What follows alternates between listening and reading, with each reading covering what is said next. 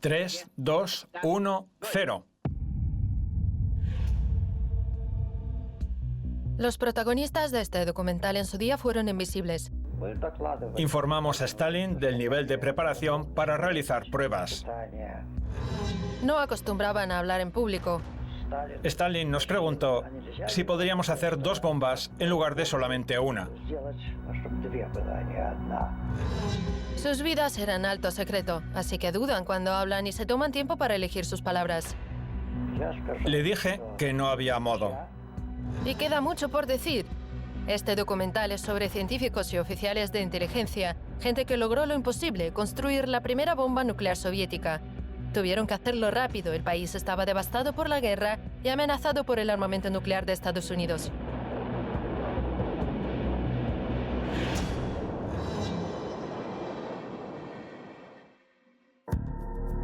Los físicos soviéticos hablaban de la energía nuclear incluso antes de la guerra. Los audaces innovadores de la ciencia han descubierto uno de los secretos de la estructura atómica, la fisión espontánea del uranio. En la década de 1920, Nikolai Semyonov, un físico de Leningrado, desarrolló una teoría que validaba las reacciones químicas en cadena. Por aquella época, Semyonov se fijó en un joven físico, Yuri Hariton, y lo invitó a trabajar en su laboratorio. Un curioso artículo llamó la atención del joven investigador. Por entonces, trabajaba en Alemania una química muy buena, Ida Noddack. Criticó uno de los artículos de Fermi, pero no se le ocurrió que podía haber una reacción electrónica en cadena, o esencialmente una explosión nuclear. Pero el trabajo serio en una explosión nuclear no comenzó hasta 5 años después. Comenzó casi simultáneamente en Estados Unidos, en Rusia, en el Reino Unido, pero lo hizo ya en 1939. Con Europa en plena crisis, Alemania se anexionó a Austria en 1938. Luego se firmó el Acuerdo de Múnich, que cedió los Sudetes de Checoslovaquia a Alemania. Entretanto, los físicos Hahn y Strassmann demostraron que al ser bombardeado por neutrones, un núcleo de uranio se divide en 2 partes radiactivas y libera gran cantidad de energía. En aquel momento, varios científicos soviéticos también investigaban el mismo fenómeno. Skobeltsin, Petrzak, Tam y Joffe, Florov y Rusinov trabajaban en el mismo tema en un laboratorio establecido por Kurchatov, un joven doctor en física. Pero nadie hablaba sobre la fabricación de una bomba nuclear. Solo se hablaba de un gran experimento científico que se suponía que iba a revolucionar la ciencia, la industria y la economía nacional, aunque en el extranjero ya vieron la oportunidad de crear artefactos explosivos nucleares increíblemente poderosos.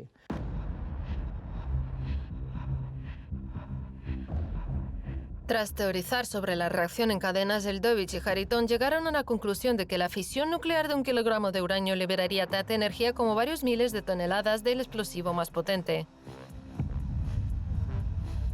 Esta historia se parece a una novela de misterio, pero todo lo que dice esta gente sucedió en la realidad. Es raro oír a científicos de alto secreto y oficiales de inteligencia hablar tan francamente sobre su trabajo. Soy un poco impulsivo. Tengo mal genio. Perfil: Leonid Romanovich Kvasnikov. Nombre en clave: Anton. En 1938 se unió al servicio de inteligencia. Entre el 39 y el 42 sirvió como jefe adjunto de la Unidad de Inteligencia Científica y Técnica. Entre el 43 y el 45 trabajó para la ICT en Nueva York. Lideró los esfuerzos para infiltrarse en el Proyecto Manhattan, el programa de armas nucleares de Estados Unidos.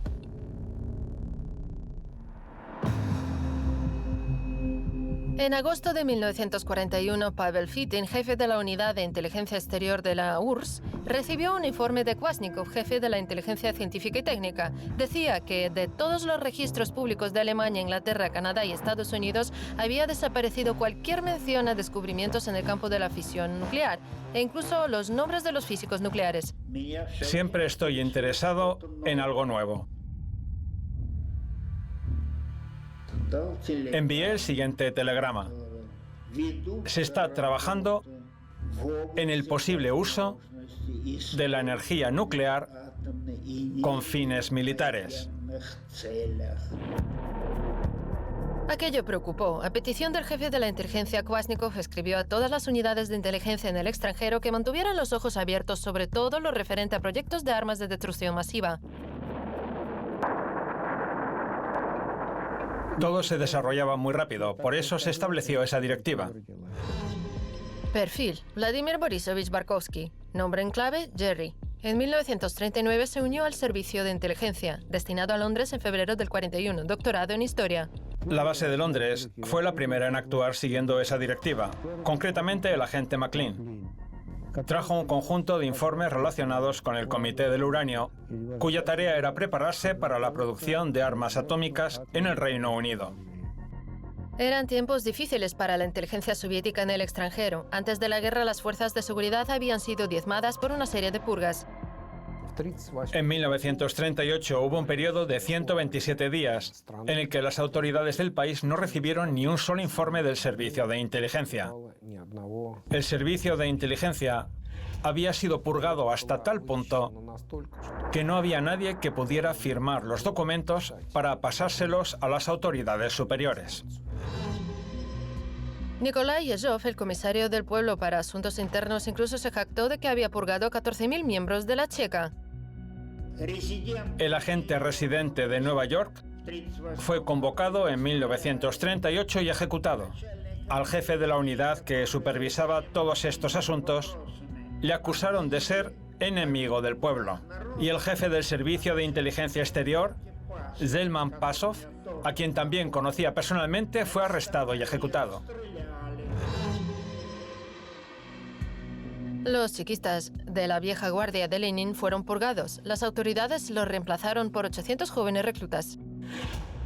En 1938 se decidió llevar a cabo el llamado reclutamiento de miembros del Komsomol y del Partido para los Servicios de Inteligencia. Por lo general reclutaron a jóvenes que habían sido criados en época soviética y habían recibido formación superior también en época soviética.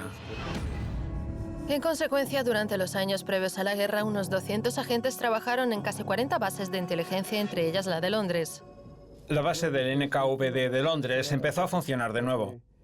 Había sido cerrada por orden de Beria en 1939 por ser supuestamente un nido de enemigos del pueblo. Hasta 1940 no llegó el primer agente residente después de aquello, Anatoly Gorsky.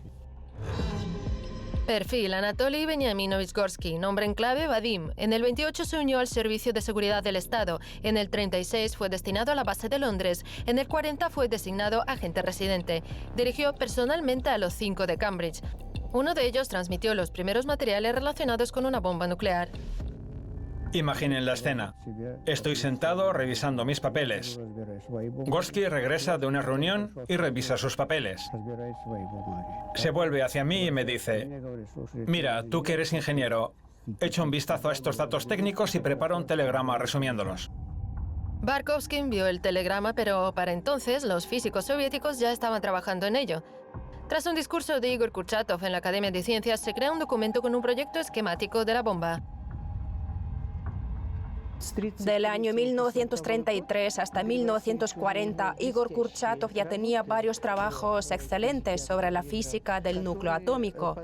Eso le permitió escribir en 1940 un programa para el Presidium de la Academia de Ciencias y para el gobierno en el que se establecía que era posible producir una reacción nuclear en cadena.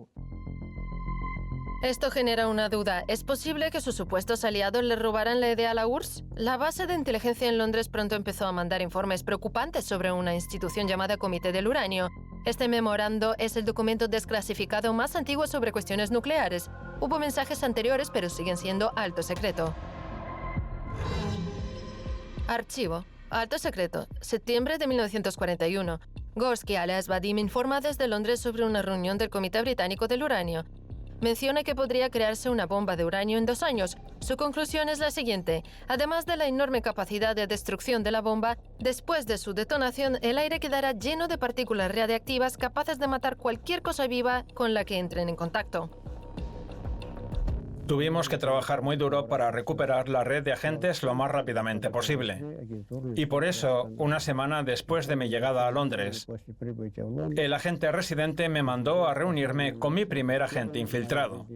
Antes de eso, nunca en mi vida había visto a un infiltrado de carne y hueso. Solo sabía que existían y cómo había que trabajar con ellos.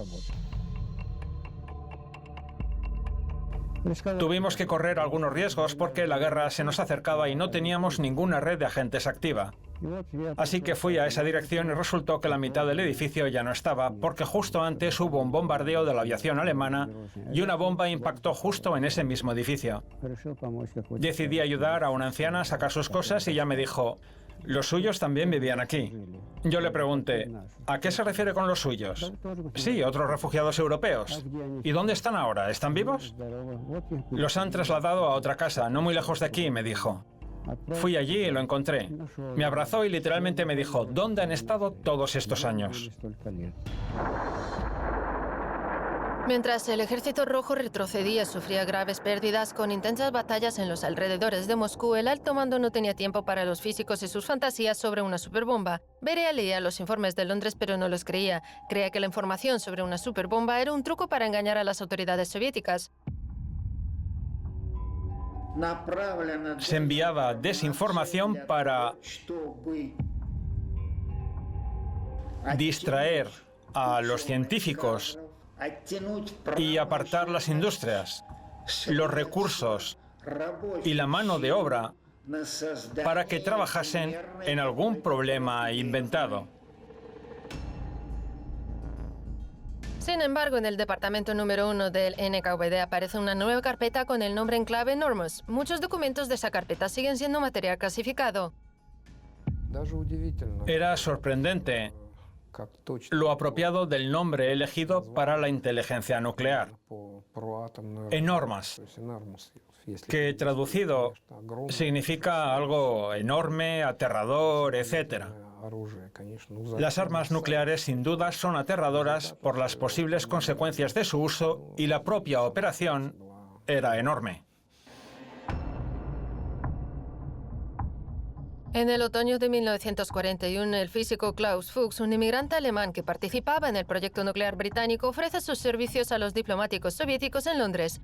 Más tarde, otro físico nuclear inglés también ofrece su ayuda, pero su nombre permanece en secreto hasta hoy.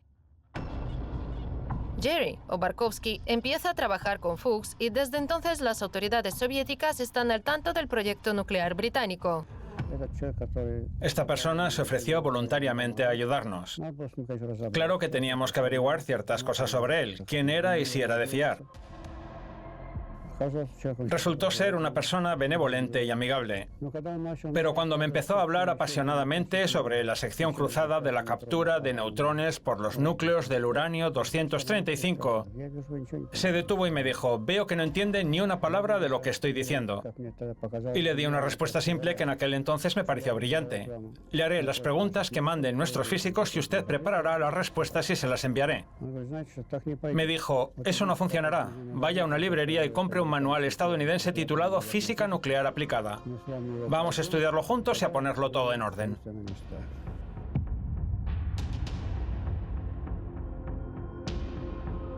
Mientras tanto, el Reino Unido llegó a la conclusión de que necesitaba involucrar a su aliado, Estados Unidos. Los laboratorios británicos estaban dentro del radio de acción de las fuerzas aéreas alemanas y la economía no podía sostener un proyecto nuclear tan costoso y de tal escala. Desde ese momento, los esfuerzos de la inteligencia soviética se redirigieron a extraer los secretos de Estados Unidos. Perfil: Anatoly Antonovich Yatskov. Nombre en clave: Alexei. En 1939 se unió al servicio de inteligencia. Antes de la Segunda Guerra Mundial fue destinado a la base de Nueva York.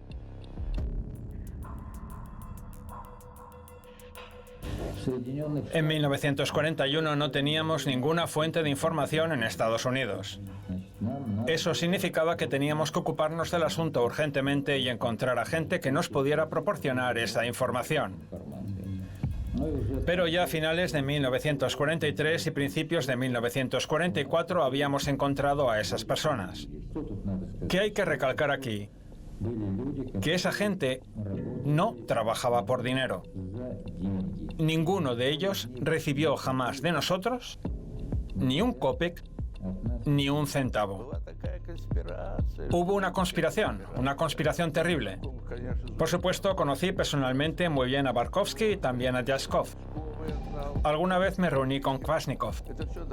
Todos eran personas muy decentes, muy modestas.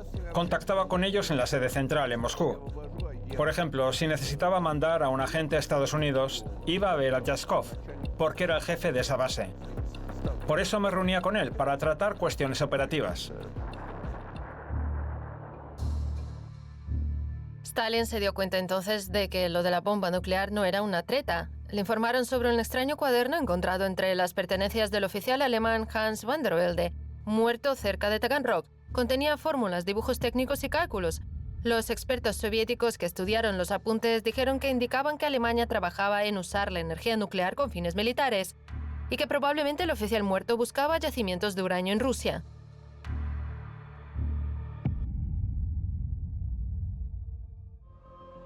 No se podía esperar más. El 28 de septiembre del 42, el Comité Estatal de Defensa emitió la Directiva número 2352 sobre la organización del trabajo con el uranio, que establece la creación del laboratorio número 2.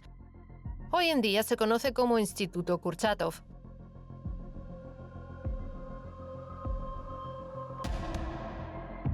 Nos encontramos en una casa única en su género. Este es el apartamento museo del académico Kurchatov, donde Igor Vasilievich vivió durante sus últimos 14 años y medio. Desde 1943 trabajó en el Instituto Kurchatov, en cuyos terrenos se ubica esta casa. Durante los primeros 2 años vivió en el edificio principal del complejo, donde hasta hoy en día se conserva su despacho administrativo. A finales de 1942, la situación en el frente se estabilizó y el Ejército Rojo rodeó a una numerosa fuerza alemana cerca de Stalingrado. Stalin se interesó por la fisión nuclear. Tras una reunión en el Kremlin, Stalin vio que la Unión Soviética no podía permitirse quedarse atrás en la investigación del uranio y ordenó que se empezara a trabajar de inmediato en el desarrollo del arma nuclear.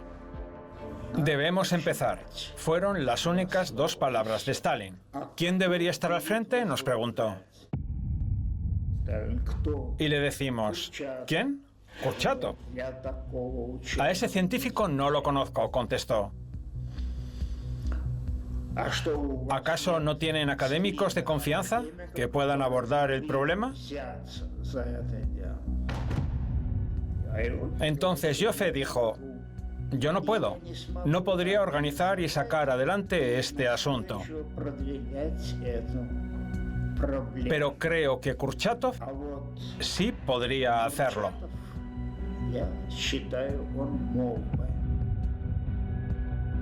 A lo que Stalin le contestó, bueno, está bien, que sea él, pero la responsabilidad será de ustedes.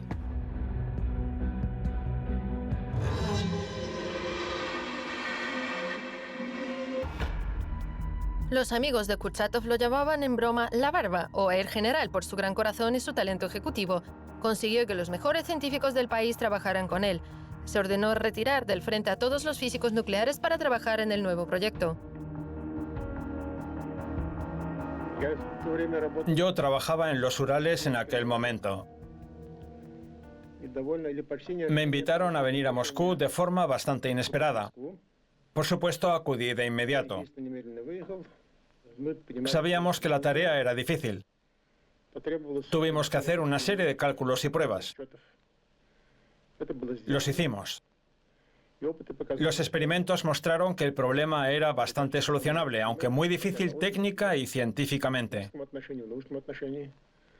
Sin embargo, decidimos fijar un objetivo y avanzar hacia él.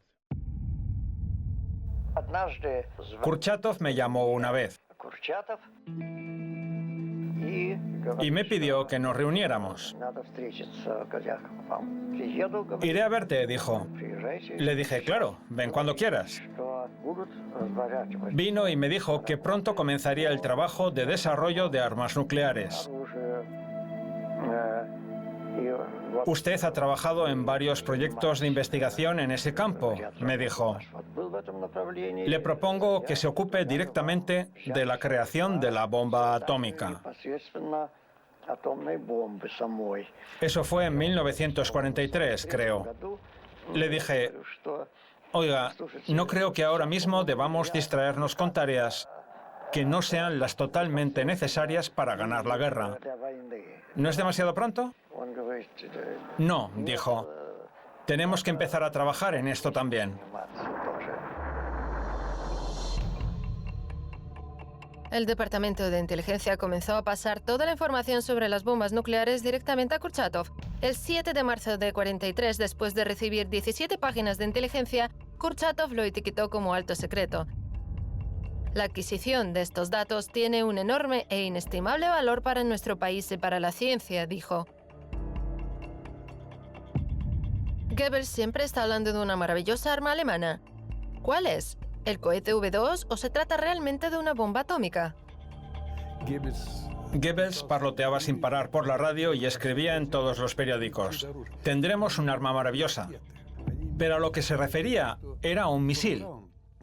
Se refería a que von Braun crearía un misil que podría alcanzar Estados Unidos. El sueño de von Braun no solo era crear un misil que pudiera alcanzar Londres, quién sabe cómo hubieran dejado la ciudad, sino uno que alcanzaría Nueva York.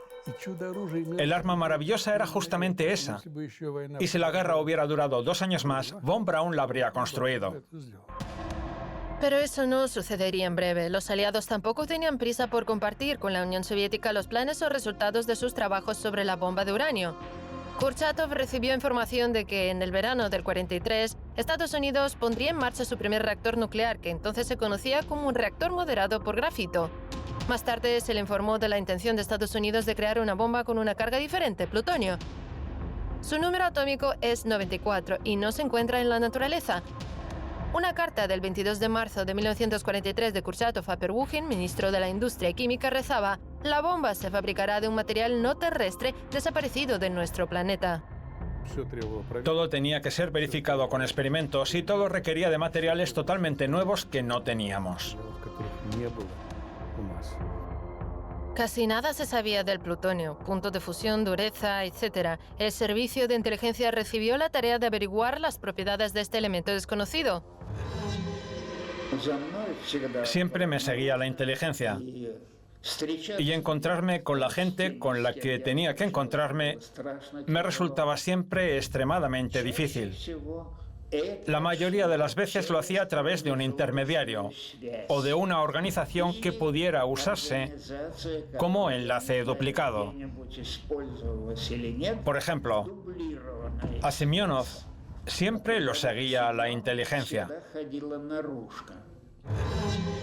Perfil: Semyon Markovich Semyonov, nombre en clave: Twain.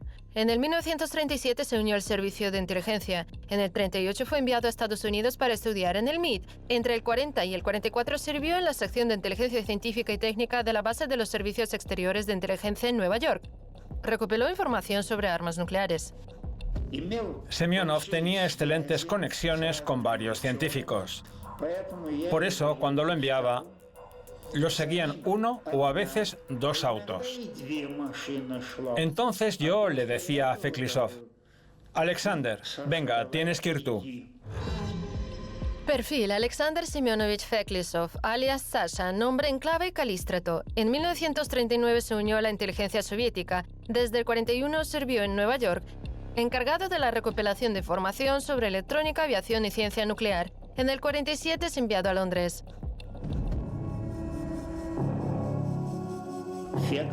Empecé a enviar a Feklisov y a veces él contactaba con los mismos agentes con los que contactaba Semyonov.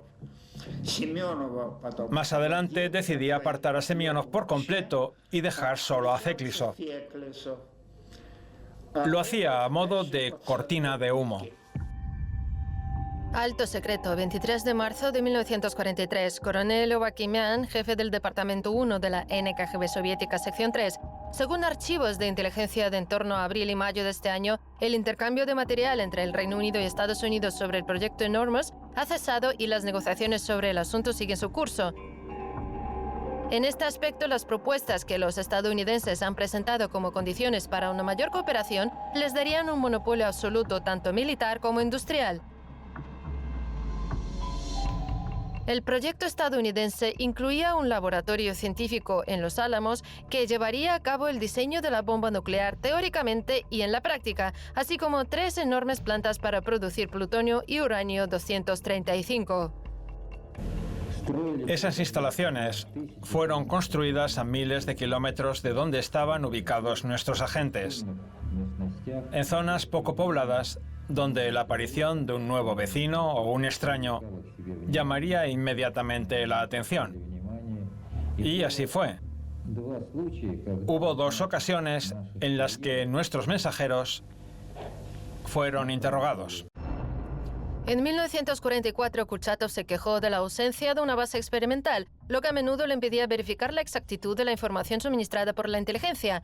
En un año, Kurchatov y su equipo recibieron más de 100 páginas de texto y alrededor de 800 imágenes. Obtener esos documentos había sido tan difícil que en algunos casos los agentes incluso arriesgaron sus vidas. Esta fue una de esas ocasiones. En agosto del 45, una joven acudió a un balneario cerca de Los Álamos con una prescripción médica para recibir un tratamiento pulmonar. Perfil: Leontine Cohen, alias Leslie, nombre en clave Helen Kroger. Nacida en Estados Unidos, reclutada en 1941 por su marido Louis Morin Cohen para trabajar con el servicio de inteligencia soviético.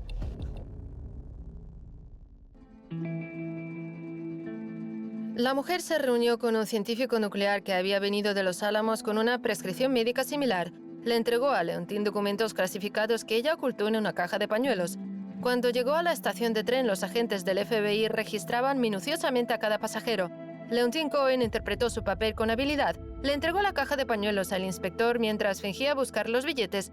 Como el tren estaba a punto de salir, tras responder a todas las preguntas y mostrar su billete, se dispuso a subir al tren, fingiendo haber olvidado la caja. El agente del FBI alcanzó a Leontine y le devolvió la caja sin siquiera mirarla. 2 días más tarde, Maurice Cohen envió los documentos a Moscú. Hubo un caso en el que nuestro agente estaba escoltando a alguien. Esto fue en Londres. De repente el maletín se abre y todos los documentos secretos salen volando. Y hay un policía por allí. Y él mismo ayuda a nuestro agente a recoger los documentos y a meterlos de nuevo en el maletín. ¿Quién aportó más para crear la bomba atómica soviética, los científicos o los agentes secretos? Siempre dimos prioridad a los científicos. Los agentes por sí solos no pueden... Aunque consiguieras traerte una bomba atómica entera por piezas, todavía hay que armarla, ¿verdad? Y también hay que ponerla en producción, lo que tampoco es fácil. No basta con robar un plano y listo. Hay que conocer bien la tecnología. Es un proceso muy complejo. Hay muchos documentos que demuestran que los datos de inteligencia complementaron los descubrimientos de los científicos rusos. Sobre los datos secretos, Kurchatov afirmó: es un material de gran interés. Sumado a los métodos y proyectos que estamos desarrollando, señalan posibilidades que no habíamos considerado. Y esta es la conclusión de la NKGB sobre la información secreta recibida en marzo de 1945. Los materiales contienen notas interesantes sobre el aislamiento de la materia para la bomba atómica. Se corresponden con lo desarrollado recientemente en nuestro país.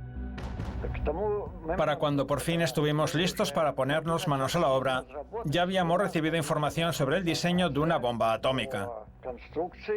Después de discutir la situación, por supuesto con la participación de Kurchatov, decidimos que era necesario dejar de lado nuestro propio invento por algún tiempo. No podíamos pasar por alto semejante oportunidad.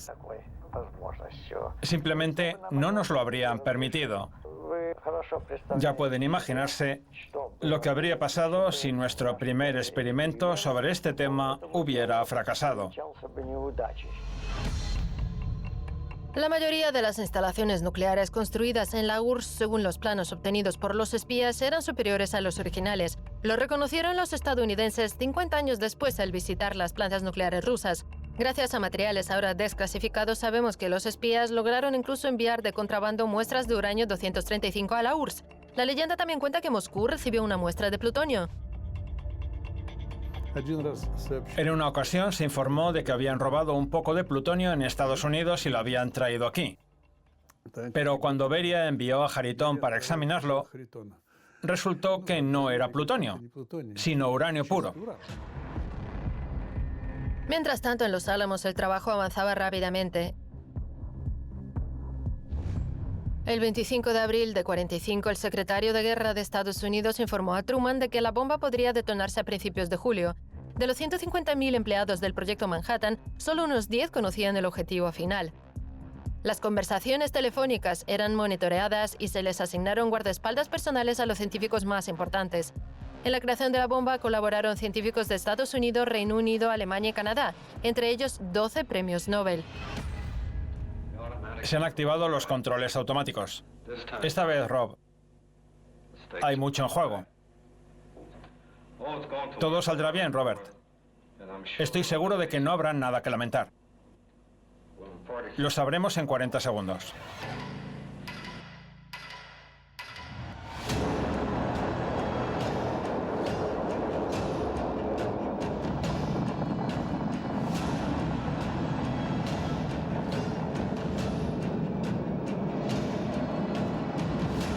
El 17 de julio de 1945, en la conferencia de los aliados en Potsdam junto a Berlín, Truman recibió un telegrama.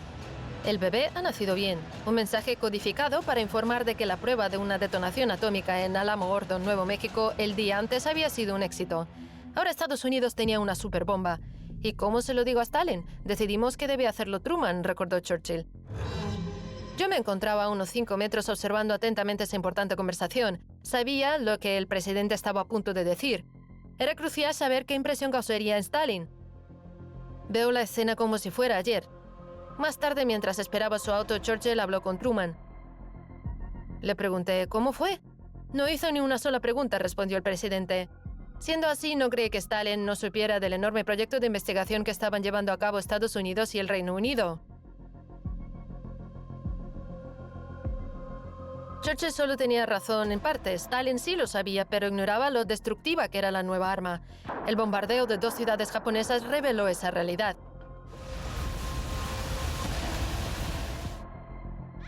Alrededor de 500.000 de personas murieron o resultaron heridas por las bombas de Hiroshima y Nagasaki. Fue una demostración de fuerza dirigida a la URSS. El uso del arma por parte de los norteamericanos en Hiroshima y Nagasaki dejó a la gente de piedra, naturalmente.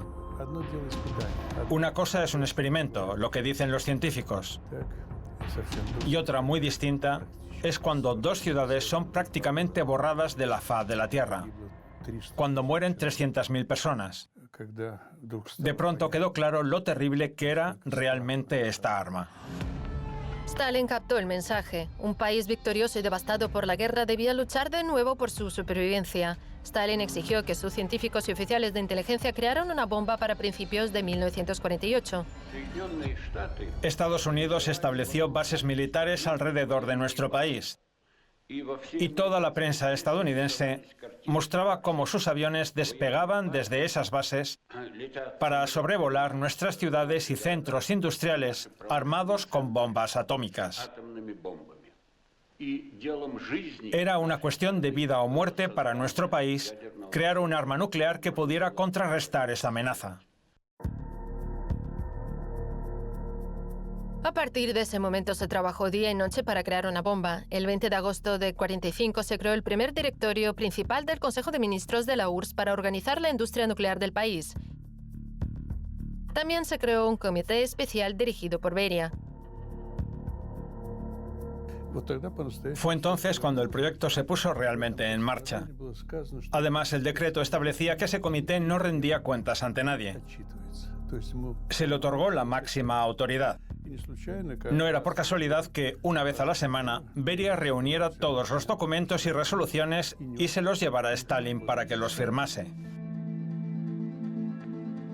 Se encontró un emplazamiento para investigar, la pequeña ciudad de Sarov. Estaba lejos del centro, tenía una fábrica de municiones cerca y varias colonias penitenciarias que brindarían mano de obra. En Sarov se reunieron grandes físicos, matemáticos y especialistas de todo el país. Pero Stalin no estaba contento. El 25 de enero de 46 se reunió con Kurchatov por primera vez. Al encuentro asistieron Beria y Molotov. Stalin insistió en que el trabajo debía hacerse a mayor escala y prometió todo el apoyo que fuera necesario. Beria y Molotov guardaron silencio. Todos los recursos de un país devastado por la guerra se invirtieron en el proyecto nuclear. Kurchatov siempre decía que solo se reunió 2 veces con Stalin. Al principio de todo y después, antes de los ensayos de la bomba. Pero yo creo que los documentos se destruyeron a propósito o nunca se mencionaron para que ese asunto fuera clasificado como secreto indefinidamente. Aquel año encontraron suficiente uranio. Este, expuesto a neutrones, se convertía en el agente explosivo de la bomba atómica, el plutonio. Se montaron y desmontaron 4 modelos de reactor nuclear, para lo que se necesitaron decenas de toneladas de uranio y cientos de toneladas de grafito. El 25 de diciembre de 1946, Kurchatov logró arrancar con éxito el primer reactor nuclear de Eurasia. Nuestro primer reactor, el F1, estaba a 300 metros de este edificio. Mientras se construía, enviaban allá una especie de levadura nutritiva y zumos que ayudaban a recuperar fuerzas a los trabajadores, porque en el montaje del primer reactor la gente trabajaba 16 o 18 horas al día. Tenían que cavar enormes fosos por debajo y reforzarlos con hormigón. Y en esas enormes cámaras esféricas de hormigón había que disponer en un orden concreto establecido por los científicos 500 toneladas de grafito puro y en torno a 50 toneladas de uranio puro. Basta con esas cifras para hacerse una idea de sus dimensiones. Los científicos fueron colocando las capas. Eran 5. Y solo con la 5ª capa comenzó la reacción nuclear en cadena. Fue un gran avance. Con la ayuda del reactor, los físicos obtuvieron 23 microgramos de plutonio. Pero incluso esa cantidad bastó para desarrollar la tecnología y empezar a construir plantas de producción de plutonio. Palabras como uranio, plutonio, fisión isotópica no existían. Existían palabras como pájaros o flores según la estación del año. Se emitió una lista de palabras clave para referirse a los materiales que se empleaban en el proyecto atómico. En 1947, Klaus Fuchs regresó al Reino Unido tras trabajar en el proyecto Manhattan. La inteligencia soviética recuperó inmediatamente el contacto con él, así lo cuenta Alexander Feklisov, alias Kalístrato.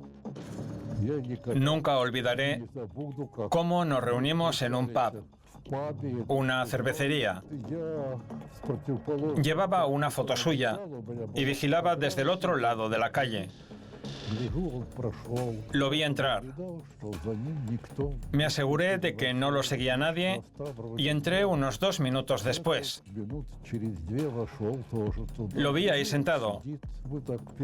Intercambiamos miradas y nos reconocimos. Después, según lo acordado, se acercó a la barra. Había colgadas muchas fotos de boxeadores y la gente siempre se ponía a discutir sobre sus méritos. Se acercó a un grupo de 3 o 4 personas y se puso a escucharlos. Después me acerqué yo. Dijo el santo y seña: creo que Bruce Woodcock ha sido el mejor boxeador británico de los pesos pesados de todos los tiempos. Y salió a la calle. No le seguí inmediatamente. Solo miré por la ventana para ver en qué dirección se iba. Nadie lo seguía. Me acerqué a la barra, dejé propina al camarero y salí.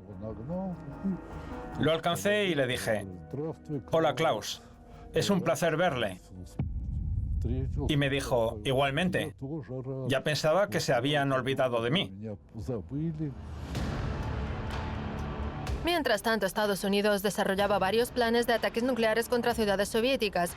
Entre ellos estaban las operaciones denominadas Totality, Pincher, Sizzle y Dropshot.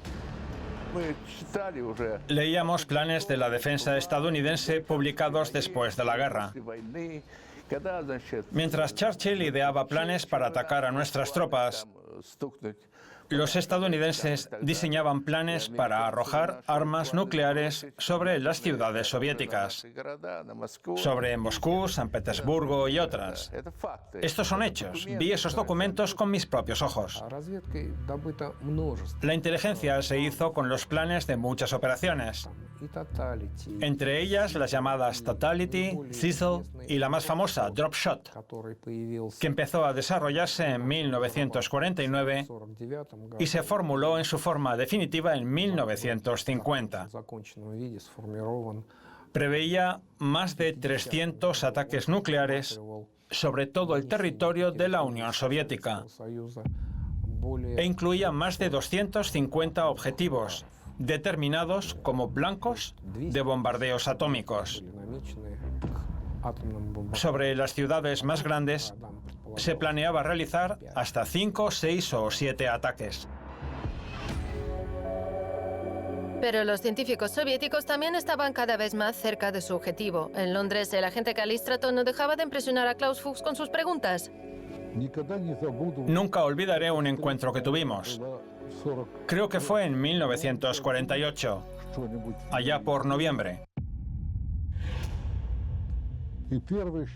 Lo primero que dijo fue que el equipo de Kurchatov se estaba acercando a toda velocidad a su objetivo. Le pregunté, ¿qué objetivo? Y me dijo, pronto nacerá un bebé y se oirá su voz. Le dije, no sé, ya le he dicho que no entiendo mucho de física. Sé algo de radioeléctrica, tengo un título universitario. Y contestó, pero lo veo. Lo veo por las preguntas que me hace. A partir de sus preguntas, puedo determinar en qué etapa de desarrollo del proyecto están. Así nos solíamos ver. Lo difícil era cuando a veces no se presentaba a una de nuestras citas. Era una verdadera tortura. No dejaba de pensar en por qué no había venido, qué le podía haber pasado. Quizás le estaban siguiendo y no pudo venir, o lo que era peor, puede que lo hubieran arrestado. Una de esas veces me enteré de que se había ido a Estados Unidos como parte de la delegación británica para participar en unas negociaciones. Tuvo que irse de golpe. Luego volvió a aparecer. Era el tercer físico nuclear más importante. Primero estaba el jefe del laboratorio Harwell, donde se estaba creando la bomba nuclear británica. Después del jefe estaba su segundo y después iba Fuchs, que era el jefe del departamento teórico donde se desarrollaba todo aquello. Una vez le pregunté, Klaus, ¿cómo saca estos materiales? ¿Qué haría si un guardia de seguridad le detuviera y le preguntara por qué se lleva estos materiales? Y él sonrió y dijo, mi respuesta sería muy simple. Nadie me lo ha prohibido. Trabajo en casa, trabajo las 24 horas. Luego le pregunté, Klaus, ¿por qué no se casa? Ya le va tocando. Y me contestó, sé que reunirme con usted es como avanzar por un campo minado. Un paso en falso y volaremos los dos por los aires.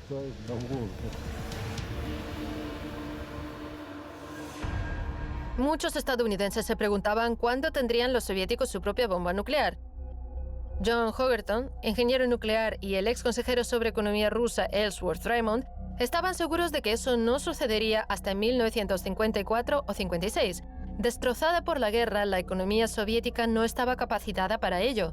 Iban muy por detrás de la investigación estadounidense y no tenían centrales eléctricas de alto rendimiento. Pero Estados Unidos se vio repentinamente ante una conmoción. Un avión de reconocimiento estadounidense detectó rastros residuales radiactivos de una bomba nuclear detonada el 29 de agosto del 49 en el polígono de Semipalatinsk.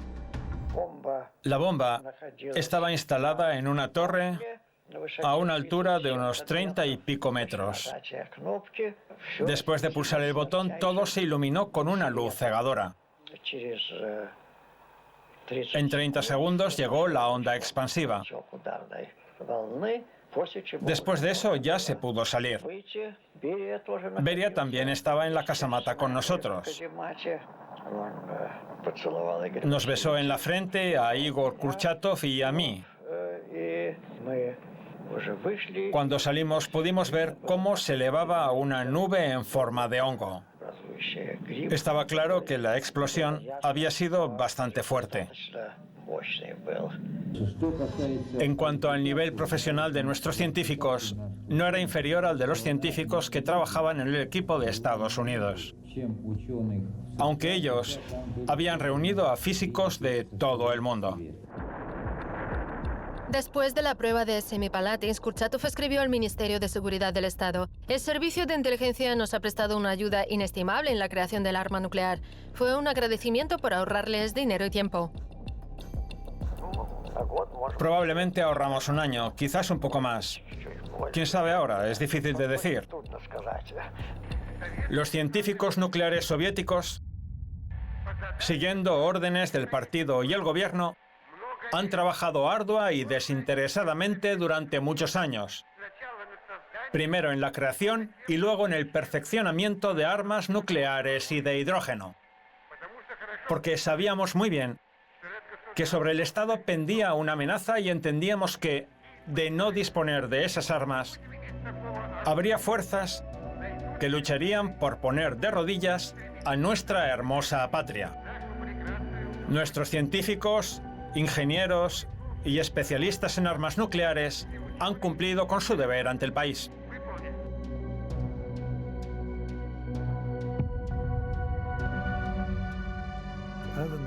El proyecto nuclear fue un estímulo enorme para el desarrollo del país. Todo lo que se nos pueda ocurrir. La conquista del espacio, la tecnología, cualquier aspecto de nuestra vida actual, de una forma u otra empezó con el programa nuclear de la URSS. El académico Yevgeny Avrorin, nuestro físico teórico, dijo una cosa curiosa. En realidad, hacer una bomba nuclear es más difícil que llevar a cabo un vuelo a Marte.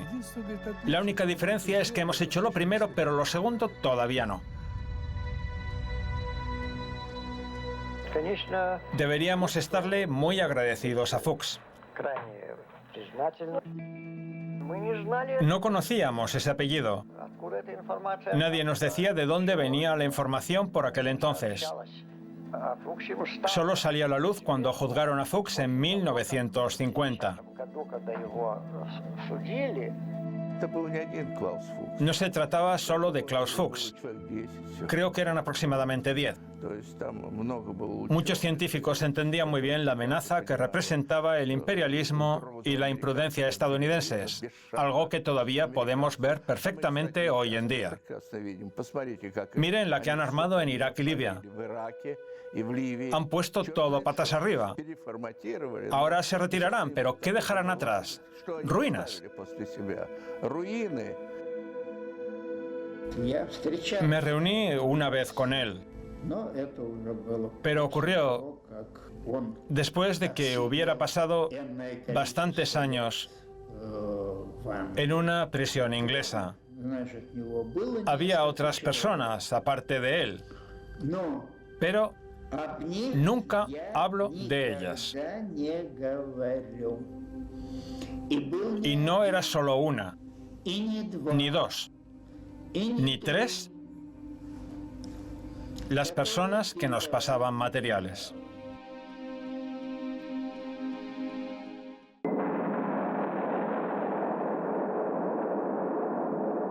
Debo decir que guardo muy buenos recuerdos de los 30 años que tú y yo estuvimos trabajando con Igor Kurchatov, ya que siempre era interesante estar a su lado.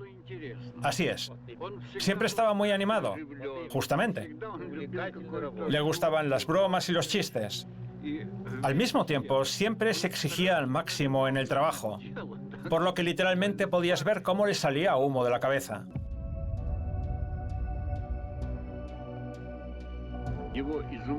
Su rasgo más sorprendente era su capacidad para lograr que varias personas diferentes, con diferentes cualidades profesionales y personales, se involucraran en el trabajo dándolo realmente todo. Desde luego, sin duda. De modo que el éxito del proyecto se puede atribuir en gran medida al hecho de que fuera Igor quien lo dirigía. Sin duda. Y nuestro país siempre honrará su memoria. Es mucho lo que le debemos a Igor Kurchatov. Igor Kurchatov fue un gran hombre porque realmente garantizó la seguridad de su patria. Cuanto más sé de él, aunque solo sea a través de notas cortas y cosas así, más admiro el hecho de que nuestro país haya alumbrado a personas tan excepcionales, aunque solo sean unas pocas.